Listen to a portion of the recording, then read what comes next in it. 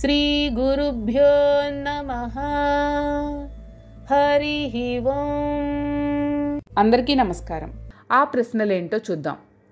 అర్జున, ఒక పక్క సాధారణ సైనికులు కూడా యుద్ధం చేయడానికి ఉరకలు వేస్తుంటే నువ్వు తీరిగ్గా కూర్చుని ధనుర్బాణాలు పక్కన పెట్టి ఏడవడానికి ఇదా సమయం? నీకు ఈ శోకం, మోహం, దుఃఖం, మనోదౌర్బల్యం ఎలా దాపురించాయి? నీలాంటి వీరులు, పరాక్రమవంతులు, సర్వశ్రేష్ఠ ధనుర్ధరులు ఇలా చేస్తారా?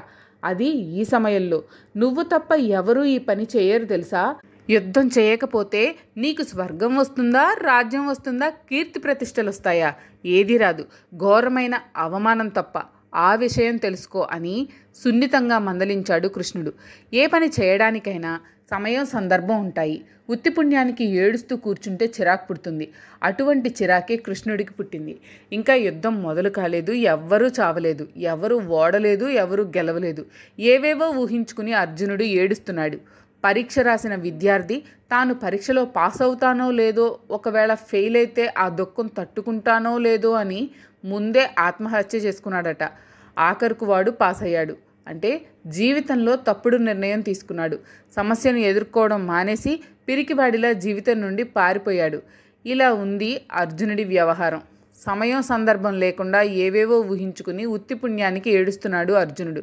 నేను యుద్ధం చేయను అనే తప్పుడు నిర్ణయం తీసుకున్నాడు. దుర్యోధనుడికి సమజోడి భీముడు, కర్ణుడికి సమజోడి అర్జునుడు. భీమార్జునులను నమ్ముకొని మిత్రరాజులందరూ యుద్ధానికి సన్నద్ధమయ్యారు. ఇప్పుడు అర్జునుడు ఏవేవో ఊహించుకుని మోహావేశంలో యుద్ధం చేయను అంటే వాళ్ళ గతేం కావాలి? అది కృష్ణుడి సందేహం. పోనీ ఇటువంటి పని ఇదివరలో ఎవరైనా చేశారా అంటే అటువంటి సంఘటనలు లేవు.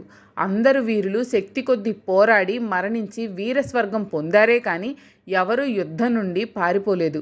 కానీ అర్జునుడు కొత్త వరవడి పెట్టినట్టున్నాడు. పోనీ దీనివల్ల అర్జునుడికి పేరు ప్రతిష్టలు వస్తాయా అంటే అది లేదు. క్షత్రియ ధర్మమైన యుద్ధం నుండి పారిపోయాడు అన్న అవమానం మిగులుతుంది. పోనీ స్వర్గం వస్తుందా అంటే యుద్ధంలో మరణించిన వారికే కానీ యుద్ధం నుండి పారిపోయిన వారికి వీరస్వర్గం ప్రాప్తించదు. మరి ఎందుకు అర్జునుడు తన స్వధర్మము, క్షత్రియ ధర్మము అయిన యుద్ధము నుండి విముఖుడు అవుతున్నాడు? ఇదే ప్రశ్న కృష్ణుడు అర్జునుడిని సూటిగా అడిగాడు. మీకు కనుక ఈ వీడియో నచ్చినట్లయితే లైక్ చేయండి. అలాగే మీ ఫ్యామిలీ అండ్ ఫ్రెండ్స్కి షేర్ చేయండి. ఛానల్లో కొత్త నోటిఫికేషన్స్ కోసం సబ్స్క్రైబ్ చేయండి. అలాగే పక్కనే ఉన్న బెల్ ఐకాన్ని ట్యాప్ చేయండి.